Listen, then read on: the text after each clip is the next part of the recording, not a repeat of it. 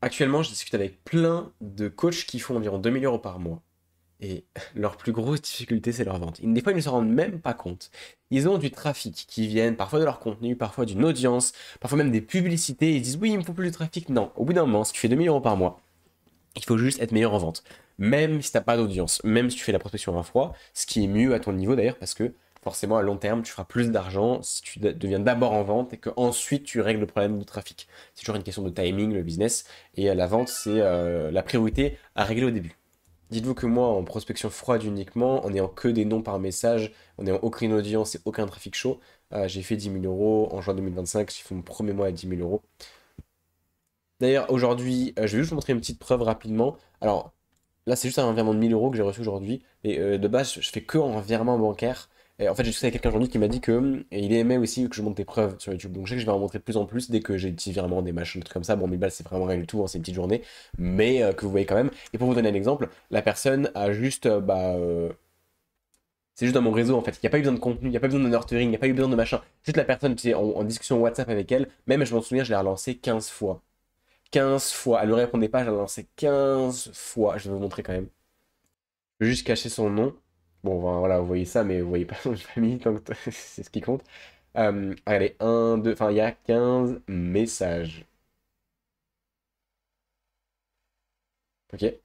Et après avoir ces 15 messages, là, il m'a répondu, on a échangé, j'ai booké un call. Il a encore m'a donné des objections, j'ai booké un call et il a fait un 1 000 €.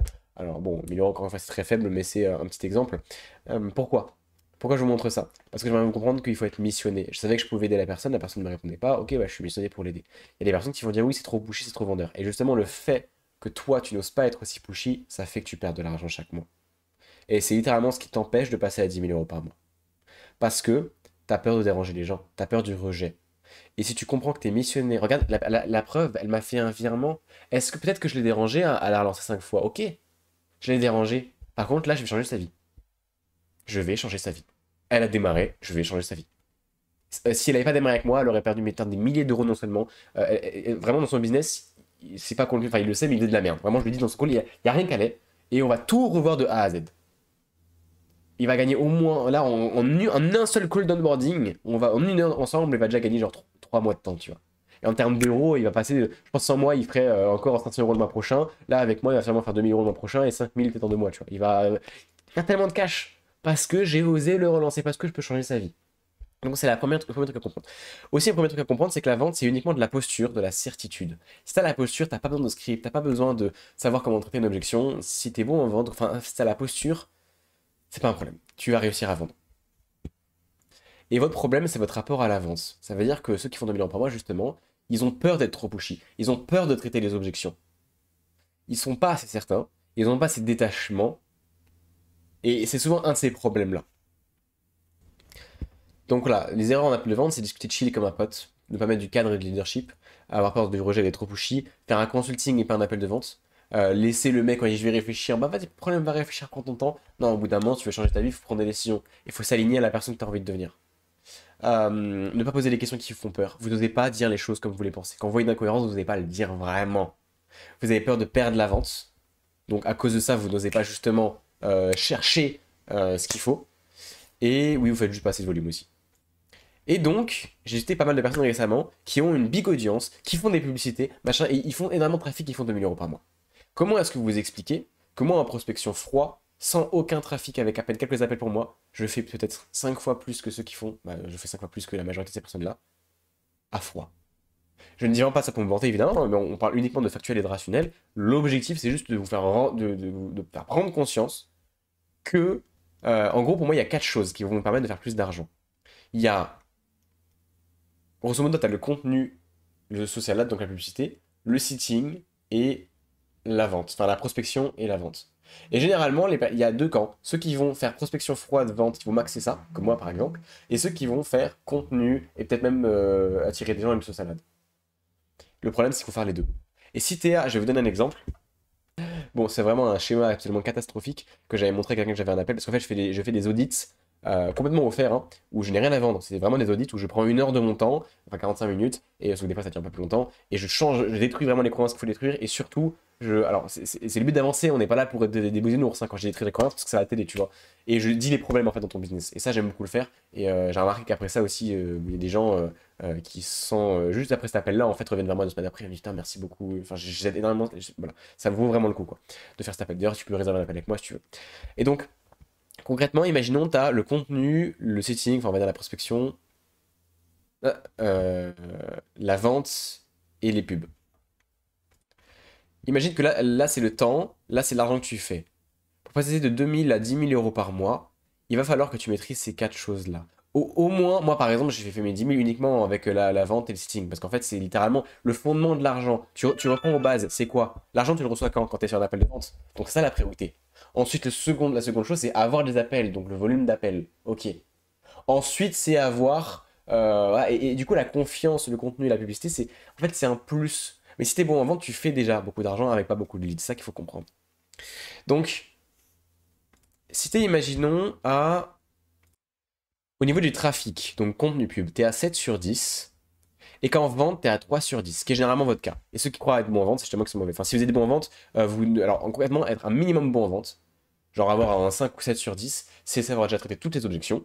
Toutes les objections. En fait, vous le savez en vrai quand vous êtes bon en vente. C'est que vous avez un taux de closing à plus de 50%, même le mec à froid, vous savez traiter toutes les objections, vous savez traiter tous les non en oui. Enfin voilà, ça c'est être bon en vente, tu vois. Et généralement, ceux qui ont le trafic sont mauvais en vente. Sinon, tu ferais déjà 10 millions par mois, c'est sûr et certain. Imaginons que, et là, généralement, l'erreur des personnes qui ont beaucoup de trafic, c'est de dire, ah, il faut que j'ai encore plus de trafic, il faut que je sois encore plus ciblé sur mes publicités, il faut que je sois encore sur mon contenu, etc. Ok, il n'est pas là le problème. Parce que si tu montes juste de quelques points la vente, tout ton chiffre d'affaires, globalement, dans ton business, va exploser. Alors que si tu montes de 1 point, en fait, ça va être plus difficile de monter de 1 point ton trafic. Ça va être beaucoup plus simple de monter de 2, 3 points, 4 points ta vente. Et même si tu montes seulement 1 point en vente, qui sera plus simple, tu vas gagner beaucoup plus d'argent à la fin du mois que si tu montes de 1 point ton trafic, quand c'est comme ça. Là, je montre aussi mon compte en banque parce que, en fait, j'ai montré le Stripe avant, mais je peux aussi montrer mon compte en banque ce mois-ci. Regardez, je mets exprès la calculatrice au milieu pour anonymiser les gens et j'actualise pas parce que j'ai vraiment la flemme de faire un montage et j'ai pas envie de montrer le flou. Mais pareil, ça, je le montre en audit aussi. Bon, voilà. C'est mon compte bancaire Crédit Mutuel. Vous voyez, 2005 là, plus. On va faire le calcul 2005 plus 750. Moi aussi, je suis à 7002, un truc comme ça. Regardez, plus 2005, tac, plus. Allez, 450 plus les 1000 que j'ai eu aujourd'hui sur Stripe. Voilà, ça en est à 7002. Et vous voyez, encore une fois, sachez que j'ai littéralement actuellement aucun trafic sur Instagram. Je fais quelques vidéos YouTube de temps en temps, mais vraiment rendez-vous compte, hein. Vous allez voir mon Instagram, il est même pas 100 followers, mon nouveau compte, il se fait bloquer en ce moment. Et j'ai pas besoin de ça en fait pour faire de l'argent. Parce que j'ai appris la vente. Donc je pense que je ferai une autre vidéo après par rapport à ça, mais grosso modo, la vente c'est quand vous avez une objection, embrasser, isoler l'objection et la traiter. Ensuite la traiter. Votre problème, généralement, c'est que vous ne comprenez même pas vous-même l'objection et vous essayez de la traiter. Enfin, le plus gros problème que je vois, c'est que vous avez un mauvais rapport à la vente. Ça veut dire que vous voulez vendre, enfin, vous ne comprenez pas l'objection. Par exemple, vous, en appel de vente, vous allez dire, je veux le faire seul. Ou vous allez vous dire, j'ai un peu du mal à investir mon argent. Vous, peut-être même que vous êtes attaché à votre argent. Et en ayant cette mentalité-là, vous voulez que vos prospects achètent. Vous voulez traiter des objections que vous-même, vous n'êtes pas au clair sur ces objections-là. Et ça, c'est le plus gros problème. C'est que agissez comme vous voudriez que vos prospects agissent. Oui, je peux faire une vidéo et après je vais en refaire une sur ok, comment traiter l'objection, pas maintenant, machin, machin, machin, mais on va le faire rapidement. Mais en fait, c'est censé être de la cohérence là par rapport à vous. Et vous devez dire tout ce qui est incohérent. Vous devez avoir le leadership de dire ça c'est un problème. Assumez. Vous arrêtez de fuir. Arrêtez d'agir de manière émotionnelle. En vrai, je suis très très direct, hein. Je suis très très direct. Encore une fois, mon but c'est pas que vous. Voilà, moi je vous dis la vérité. Je suis pas là du tout là pour vous caresser dans le sens du poil. Si vous voulez aller voir les personnes qui vont vous rassurer, bah évidemment vous allez voir d'autres vidéos sur YouTube, des gens qui vont vous rassurer. Mais vraiment, voilà, vous le savez, hein, je fonctionne comme ça. Et c'est totalement bienveillant, il faut le prendre constructivement. D'ailleurs, dans le business aussi, généralement, j'ai remarqué que beaucoup de personnes qui sont en dessous de 3 000 euros par mois instables ont du mal à prendre des décisions rationnelles. Et sont souvent dans l'émotion. Et émotion, ça veut dire, bah en vrai, en fait, ne sont pas, ouais,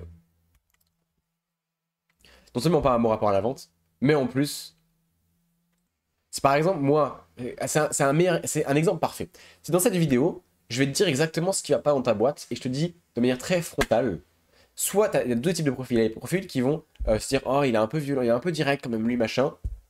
Ok, bah du coup, si tu penses. Enfin, oui, je suis direct, mais justement, si tu prends ça si tu prends pas en compte ce que je vais dire parce que tu as l'impression que je suis direct, bah justement, c'est un peu plus les émotions que tu écoutes. Parce que tu vois, que ça soit bien enroulé, etc. Bon, moi, ce que je peux te recommander de faire, c'est de essayer, plus t'avances dans le business, plus de changer cette croyance-là et de passer à la croyance de ok, je veux des gens qui me disent des choses, je veux qu'on avance, je veux qu'on en parle, qu'on mette les choses sur la table. Et que justement, j'ai quelqu'un en face de moi qui me dit ce qui va pas et ce que je dois changer.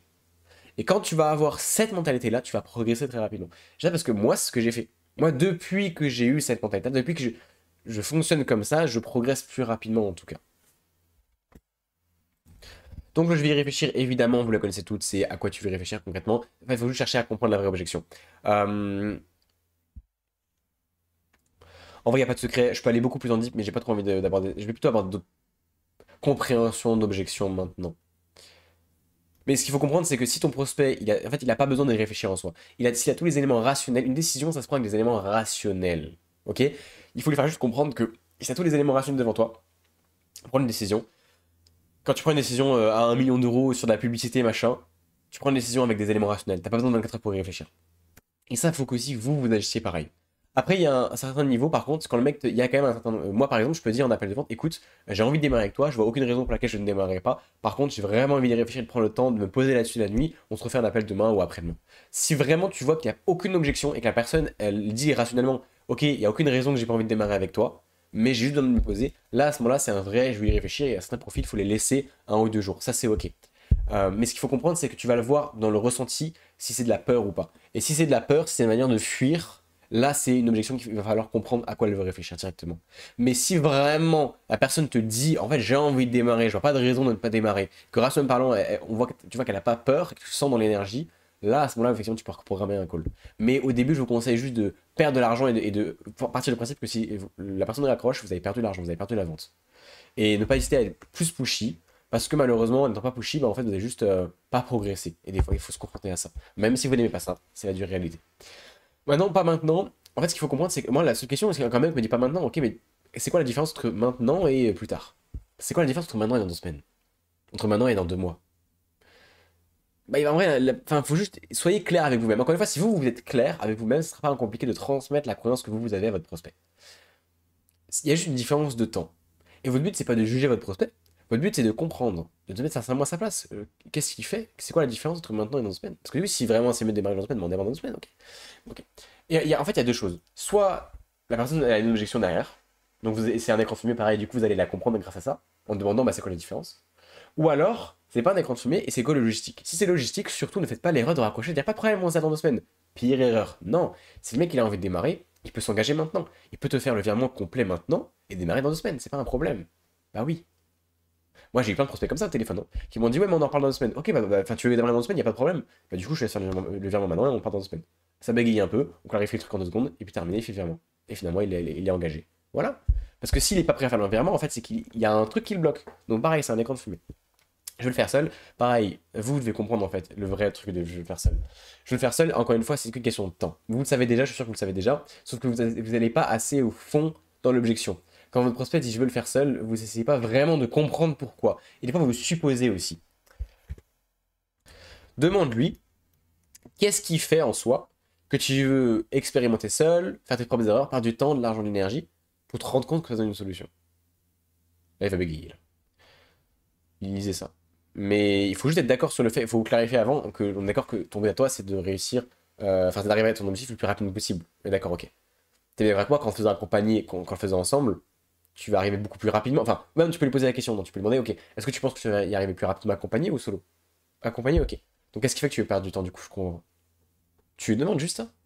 Et là, il va t'expliquer. Et généralement, je vous le dis à 90% du temps, c'est toujours en fait la confiance du ROI. Ça veut dire que la personne, c'est pas un problème de je veux faire ça, c'est un problème de c'est trop cher pour moi. En fait, c'est que j'ai pas envie d'investir et que je pense que c'est plus rentable pour moi de ne pas dépenser de l'argent. Si c'est situé dans le make money, il faut juste lui faire le calcul. Il faut vraiment, évidemment, enfin, si toi t'es certain qu'il va gagner plus d'argent, juste montre-lui quoi. Enlève son bullshit, dis les choses telles qu'elles sont, fais-lui se rendre compte de ça en fait. Et surtout, il y a une manière qui marche bien, c'est lui dire, tu ne sais pas ce que tu ne sais pas. Moi, je dis ça souvent. J'ai souvent cette objection-là. Il dit, ouais, mais tu peux le faire seul en vrai. Mais en fait, le truc, c'est qu'aujourd'hui, tu ne sais pas ce que tu ne sais pas. Et que le but de te faire accompagner, c'est que je sais que tu vas te faire accompagner, tu vas prendre une vitesse que tu n'aurais jamais eu sans te faire accompagner. Et, enfin, ça dépend. Si c'est pas dans si c'est dans Make Money, c'est très parlant. Là, c'est pas très convaincant ce que je viens de dire. En vrai, faut que je monte des RP, il faut que je monte des situations particulières, mais ça dépend vraiment du prospect. En tout cas, essayez de, enfin, comprenez vraiment la situation. Si vous êtes certain qu'il va gagner plus d'argent en investissant et qu'il est rentable à court ou à long terme d'investir, bah alors vous devez juste vous transmettre vos croyances. C'est tout. Et le lâchez pas, bordel. Même ça dure 20 minutes pendant l'appel. Ah oui, quand le prospect il a une objection, tu lui lances un chronomètre de 20 minutes et tu le laisses pas partir tant que t'as pas clarifié la chose. Parce qu'au début, le problème, c'est que vous avez. Moi, aujourd'hui, j'ai fait des centaines d'appels de vente. Donc maintenant, quand il a une objection, souvent, je la comprends instantanément et je vais très très rapidement droit au but. J'arrive très rapidement à traiter l'objection. Mais au début, on passe 20 minutes à comprendre la vraie objection. C'est pour ça qu'au début, cherchez à isoler d'abord. Isoler l'objection avant de la traiter. Essayez de vraiment comprendre. Ok, donc attends, je comprends pas. C'est ça que tu veux dire? Ok, plutôt ça du coup. Mais qu'est-ce que tu veux dire par là? Creusez vraiment, vraiment, vraiment. Et une fois que vous avez traité l'objection, vous avez compris l'objection, là, vous la traitez de manière logique et rationnelle. Ensuite, bah après, si c'est la finance, c'est les peurs. Ça, c'est sur la mentalité. Lui faire comprendre, ça, c'est juste le mettre face à sa réalité. C'est le mec qui a dit j'ai envie de démarrer, mais j'ai peur. Enfin, en gros, souvent, à la fin, c'est émotionnel. Les gens, ils savent qu'il faut démarrer, mais ils veulent pas démarrer. Pour ça, il faut juste leur mettre face à sa réalité en faisant un ultimatum. Ou en faisant tu préfères. Et tu la listes.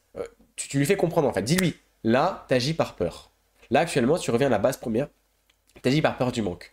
Par peur de manquer d'argent. Donc fais-lui se rendre compte que c'est son attachement à l'argent. Et c'est pour ça que je disais aussi, vous, dans votre vie, vous devez vous détacher de l'argent, parce que si vous n'êtes pas détaché de l'argent, vous allez avoir du mal à expliquer ça aux gens. Si vous n'êtes pas prêt à investir 10 000 euros, comment est-ce que vous voulez que eux vous payent 10 000 euros? Alors, le programme, il est sûrement pas 10 000 euros, mais c'est un exemple. Donc, une fois que tu lui fais comprendre que ses émotions, c'est de la peur, il va te dire, oui, c'est pas de la peur. Non, non, non, mais tu rentres pas dans son bullshit, tu lui dis, là c'est de la peur, c'est quoi d'autre? C'est uniquement de la peur de manquer d'argent, en fait, qui fait que t'as pas envie d'investir, que t'as peur de machin. Si c'était gratuit, si c'était gratuit, est-ce que tu démarrerais? Oui, ok, donc c'est uniquement financier. Très bonne question pour isoler ça d'ailleurs. Et du coup, en fait, c'est forcément de la peur du manque. Donc tu peux lui demander, ok, et la voix rationnelle te dit quoi? Rationnellement parlant, c'est quoi le mieux? C'est de démarrer ou pas? Oui, ok. Donc tu préfères peut-être avoir de la peur ou ta voix rationnelle aujourd'hui? C'est la seule question que tu dois lui poser. Pose-lui vraiment. Et quand ton prospect répond pas à la question, repose-lui la question. Parce que le problème aussi des fois, c'est que vous répondez. C'est ça, c'est un manque de leadership. Tu poses une question, le mec il répond pas. Il fuit comme ça, il fait. Bah non, tu lui reposes la question. Et bref, t'as d'autres exemples de questions ici. Et quand c'est logistique, évidemment, tu isoles, c'est logistique, tu trouves des solutions, ça on s'en fout après. Voilà. C'est pour ça que toujours faut isoler l'objection avant. Un truc aussi important, c'est. Je pense, je ferai aussi d'autres vidéos par rapport à ça. Si le mec dit, ouais, ma situation est ok, j'ai pas vraiment envie de changer. Et ça, t'es pas censé. Enfin, t'es censé voir ça dès le début du call, tu vois. Pour moi, une des premiers trucs, c'est comprendre pourquoi elle est sur l'appel, quelles sont ses douleurs, et demander, ok, regarde, je donne un exemple. Ok, t'as fait combien d'euros sur les 30 derniers jours? Tu vas me dire, ouais, t'as fait 2000 euros. Ok. Est-ce que ça, pour toi, c'est ok de faire 2000 euros? Là, je juge pas, j'apporte pas de jugement. Mais c'est comme un psy, en fait. Ta posture, c'est comme un psy. Ton but, c'est de comprendre, est-ce que pour lui, c'est ok? Et là, il va me dire, s'il me dit non, c'est vraiment pas ok, ok, bah on continue. Du coup, il me dira pas que c'est pas urgent, parce que évidemment, il veut se donner à fond, tu vois. Et c'est normal, il faut cette mentalité-là. Si le mec me dit, bah en vrai, c'est ok, je vais lui dire directement, au bout de 5 minutes d'appel, je vais lui dire, mais du coup, pourquoi t'es sur cet appel avec moi?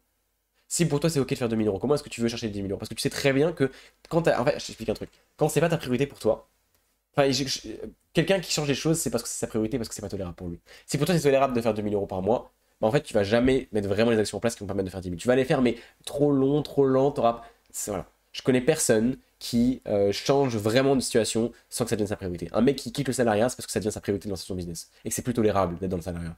Tu quittes une situation uniquement quand c'est plus tolérable pour toi. Donc déjà, dès le début du call, tu dois être clair avec ça. Qu'est-ce qui est tolérable pour lui, qu'est-ce qui n'est pas tolérable pour lui. Et tu le mets directement face à son occurrence, tu lui dis la vérité. Tu dis, écoute, moi je s'appelle avec toi pour voir comment je peux t'aider. Si pour toi c'est ok ta situation, comment est-ce que tu veux que je t'aide aujourd'hui? Déjà. Et tu parles de ça. T'abordes direct le sujet au bout de 5 minutes. T'arrêtes de perdre du temps. Et c'est ça qui va te permettre. C'est vraiment poser des questions qui font peur, qui vont permettre d'avancer dans la vente. Voilà, donc tu fais ça et après, tu n'auras pas de. En fait, si tu sais que, que sa situation n'est pas OK pour lui, qu'il veut vraiment changer, et que tu vois qu'il est. En fait, et que tu traites. Et dès que tu as un truc, tu ressens. Dès que sur le non-verbal, tu sens que là, il est gêné, tu lui dis directement. En faisant ça, là, par contre, tu vas traiter toutes les objections. Tu n'auras même pas besoin de valider tous les points. Parce que moi, j'ai une trame pour valider les points. En gros, je dis à tout le monde, de base, je dis aux gens, traite les points en posant des questions à l'avance. Qu'est-ce qui fait que tu ne veux pas le faire seul? avant de pitcher, tu vois. Qu'est-ce qui fait que c'est maintenant le même moment de changer les choses? Tu peux poser ce genre de questions pour sonder. Mais en fait, aujourd'hui, je me suis détaché du script et je ressens toutes ces objections-là juste parce que je suis en call avec eux et je ressens directement. Je vois les incohérences, je pose quelques questions et au bout, je vois très vite en fait où est l'objection. Tu vois, je vais très vite. Dès que je vais parler un peu d'argent, je le sens crispé. Ah bah je sais directement qu'en fait c'est ses finances et qu'il a peur d'investir en lui. Je parle d'accompagnement, il va me dire, tu vois, regarde, si au bout de 5 minutes de l'appel, je dis, ok, viens de rejoindre mon accompagnement. Je lui dis comme ça. Et imaginons, il me répond. Enfin, en fait, tu vas directement le voir à son visage. Tu vois, s'il est gêné ou s'il a un problème avec ça. Ok, parfait, bon, on va pour traiter. Et là, c'est parti, je vais partir sur 20 minutes de pourquoi il aime pas les accompagnements, pourquoi il a peur d'investir. Boum, boum, boum, on va traiter ce point-là. Et ensuite, on va le faire investir. Parce que c'est bien pour lui, évidemment. Et il faut comprendre ça, c'est aider. Et, euh, et s'il me dit, bah vas-y, trop bien, dis-moi quelle est ta solution, c'est quoi ton accompagnement, avec plaisir. Bah là, tu sais qu'il a un bon rapport aux accompagnements. Boum. Et du coup, j'avance. Et en fait, c'est comme ça, tu verras, c'est vraiment en fonçant dans le point. Dès que tu vois une friction, t'arrêtes pas. Le leadership, c'est dès que tu as un truc, tu fonces sur l'objection. T'attends pas 20 minutes à la fin d'appel pour traiter ce point. Bah non, sinon tu perds ton leadership et tu perds du temps. Voilà, rejoins mon canal WhatsApp pour avoir plus de valeur par rapport à ça. T'as mon numéro de téléphone personnel et je réponds aux questions. D'ailleurs, si tu veux, tu pourras. Voilà. En vrai, rejoins mon canal. Rejoins mon canal et j'envoie full ressources sur la vente, full vocaux exclusifs, avec beaucoup de documents, donc je t'invite vraiment à checker tout ça.